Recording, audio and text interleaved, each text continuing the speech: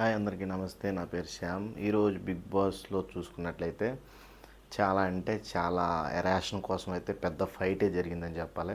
యష్మి మట్టుకి ఆ heat arguments మట్టుకు మానతలేదు బాబోయ్.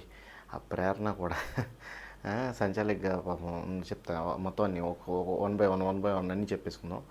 ఫస్ట్ ఆఫ్ ఆల్ ఇక ఫస్ట్ టాస్క్ మొదలైంది.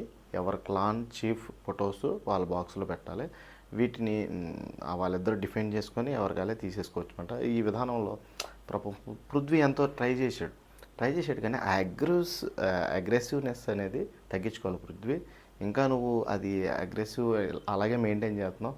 అలా మెయింటైన్ చేస్తే నువ్వు ప్రతి గేమ్లో కూడా నీకు డైరెక్ట్ బిగ్ బాసే ఒకరినొకరు పట్టుకోకూడదని చెప్పే స్టేజ్కి వచ్చేసింది. అంటే ఇద్దరు కింద మీద పడిపోతుంది అనమాట. అటు నాబిల్ కాబట్టి నో ప్రాబ్లం. పృథ్వీ నువ్వు కూడా బలవంతుడివే, నేను కాదన్ను.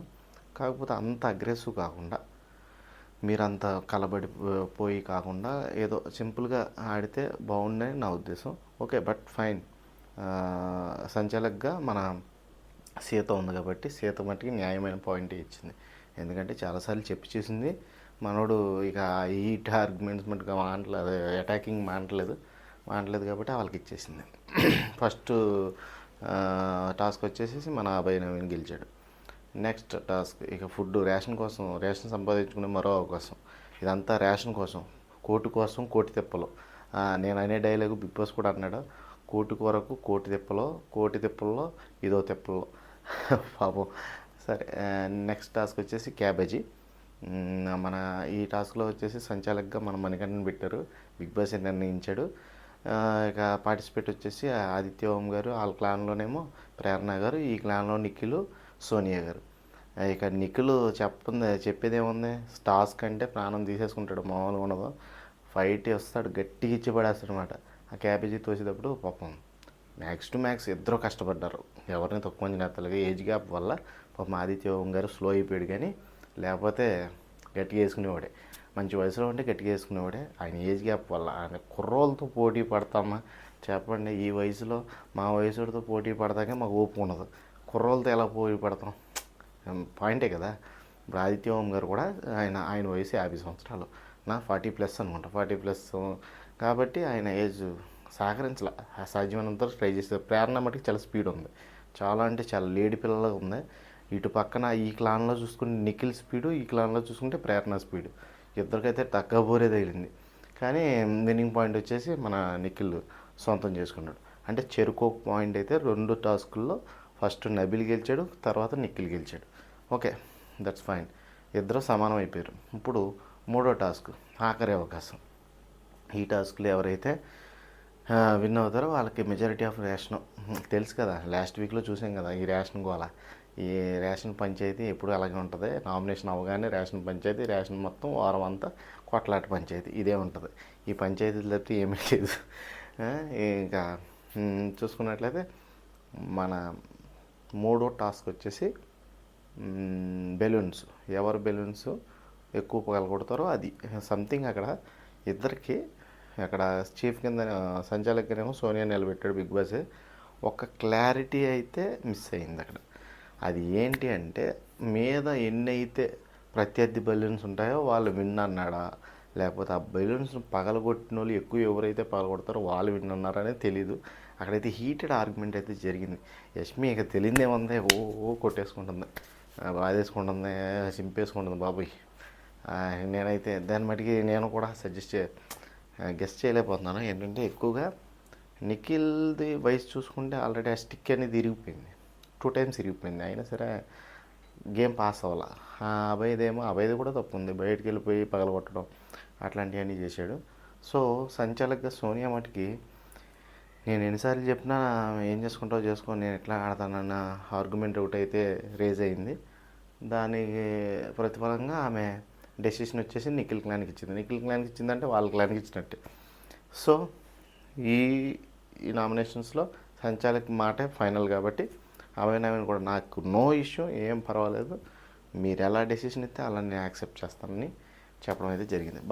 బాగా ఈసారి గేమ్ ప్లేస్మెంట్కి కొంచెం డెవలప్ అయ్యి అని చెప్పాలి. ఎందుకంటే ఫుడ్ కోసం ఫైటింగ్ చాలా సీరియస్గా అగ్రెసివ్గా బాగా చేశారు.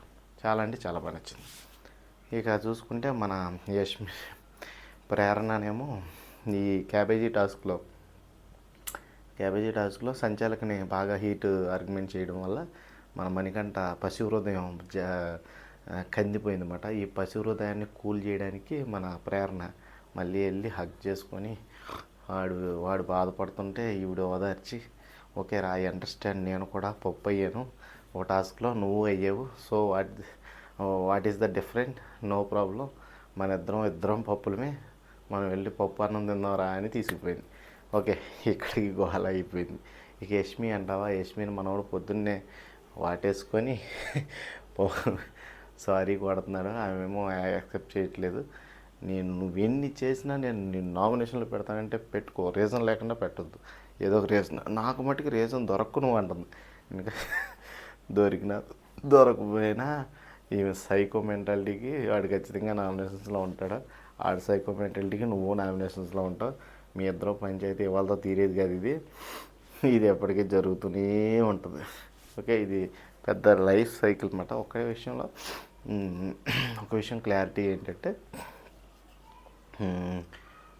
ఈసారి జరిగిన మొత్తం ఓవరాల్ టాస్క్లో ఎవరు కూడా పరోక్షంగా కానీ ప్రత్యక్షంగా కానీ అటాకింగ్ అనేది తగ్గింది. చాలా కూల్గా అయితే ఉంది గేమ్, అయితే అగ్రెసివ్ ఉండాలి కూడా, కానీ ఎక్కడెక్కడ అవ్వాలో అక్కడెక్కడే అయ్యారని నా ఒపీనియను. పృథ్వీ కొంచెం తగ్గించుకోవాలి, నువ్వు ఇంకా ఓవర్ అయిపోతున్నావు. నామే ఇప్పుడు టాస్క్ నుంచి డిస్క్వాలిఫై చేసినా కానీ నువ్వు పెద్ద ఫీల్ అవ్వాలి, ఐ లైక్ ఇట్, అలా ఉండాలి. స్పోర్ట్స్ స్పిరిట్ అంటే ఆ రకంగా ఉంటే నువ్వు సక్సెస్ అవుతావు ఖచ్చితంగా. I accepted that your maturity, నాకు బాగా నచ్చింది. ఇంకా చూసుకున్నట్టయితే సోనియా కూడా అక్కడ కన్ఫ్యూజ్ అయ్యిందని నాకు అనిపిస్తుంది లాస్ట్ టాస్క్లో. ఆ బోరన్ పట్టు బెలూన్ కొట్టు గేమ్స్ కూడా భలే పెడతాడు బిగ్ బాస్, సూపర్. దాంట్లో కొంచెం ఆమె కొంచెం మెత్తపడిపోయింది ఎందుకో, మరి ఏంటో అర్థం కాల. సోనియా మట్టుకు కొంచెం డిఫెండ్ చేయలేకపోయింది. మరి ఏమవుతుందో రేపు పొద్దున్న చూడాలి, ఎందుకంటే ఇంతలోకి గేమ్ షో అయితే కంప్లీట్ అయిపోయింది. అందరూ వెళ్ళిపోయారు ఎవరింటికల్లా. మేము కూడా కట్టేసి ఇదిగో ఈ పంచాయతీ మొదలెట్టాం. ఓకే ఫైన్, ఏదేమైనప్పటికీ 2 క్లాన్ల నుంచి ఈసారి రేషన్ కోసం అయితే తీవ్రమైన పోటీ జరిగింది. అందులో ఎక్కిలి చేష్టలు చేసింది ఎవరైనా ఉన్నారా అంటే కొంచెం తగ్గింది లాస్ట్ వీక్తో పోలిస్తే. యష్మి మట్టికి స్టిల్ అలాగే ఎక్కిలి చేష్టలు చేస్తుంది. యష్మి, నువ్వు మట్టికి రెడ్ జోన్లోకి వెళ్ళిపోతావు, ఇదే ప్రవర్తన మట్టికి నువ్వు మెయింటైన్ చేసినట్లయితే. నేను చెప్తున్నాను కదా, ఏ విషయంలో అయినా సరే. ఇంకో ముచ్చట మర్చిపోయాను, హౌస్లో లవ్ డిబేట్ జరిగింది నిన్న. ఈరోజు లవ్ డిబేట్ ఏంటంటే, ఇప్పుడు నిఖిల్ అంటే ఎంతమందికి ఇష్టం, ఎంతమందిని ఫ్లడ్ చేస్తున్నాడు, నిఖిల్ ఫ్లడ్ చేస్తున్నాడా, నిఖిల్నే వాళ్ళు ఇష్టపడుతున్నారా అనే టాస్క్ జరిగింది. ఇక్కడ మన సీత మీద ఏదో చిన్న రొటేషన్ అయితే జరిగింది. నిఖిల్కి ఆ ఉద్దేశం లేదన్నాడు, నాకు కూడా లేదురా, కానీ లోపల ఏమేమి ఉన్నాయో నీకు తెలియదు కదండి. అలా మాట్లాడక తల్లి, అభినవీన్ వెంటనే అలా మాట్లాడక, అది ఇండైరెక్ట్గా పోతుంది. అది బాగా నచ్చింది నాకైతే. అంటే ఓవరాల్గా చూసుకుంటే హౌస్లో ఖచ్చితంగా నిఖిల్ని చాలామంది అయితే ఇష్టపడుతున్నారు. అది యష్మి అవ్వచ్చు, యష్మిని పిలిచి అడిగారు, యష్మి నిన్ను ఎప్పుడన్నా నిఖిల్ ఫ్లడ్ చేశాడా అంటే, నో నన్ను ఎప్పుడు చేయలేదు, ఎందుకని అనిపించింది అంటుంది. విష్ణు అంటుంది, విష్ణు నిన్ను చేశాడా అంటే, ఎస్ ముందు.